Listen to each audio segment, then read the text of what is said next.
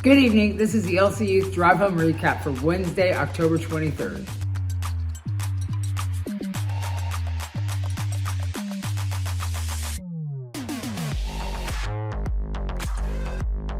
Tonight at LC Youth, we continued our series. We took a look at why we talk about holiness. Why is that a topic that comes up in church, and what's so important about a life of holiness? And to look at this topic, we kind of talked about three different passages. The first one is in 1 Peter chapter 1, verses 14 to 16. And the instruction from Peter is that we are like obedient children, and instead of complying with the evil urges of this world, instead we pursue holiness because God is holy. And that's a passage many might remember. It says, "You shall be holy because I am holy." It's a quote from the Lord.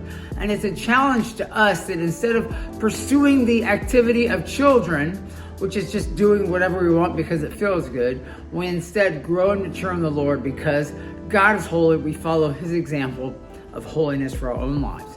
Then we talked about the fact that a life of holiness actually leads us into peace with other people. And that's what you see in Hebrews chapter 12, verse 14, where it says, "Pursue peace with everyone and holiness, for without it, no one will see the Lord." So we see that there is a correlation in our holy living and our activity with one another.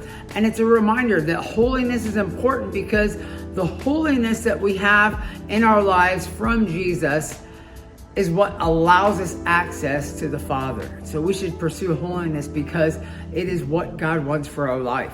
And we see that in Psalm 119, verses 9 through 11.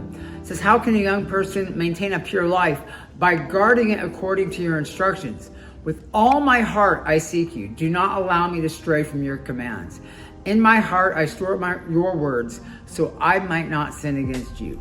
And we see this psalmist all through that psalm, the longest psalm in the Bible, the longest chapter in the Bible.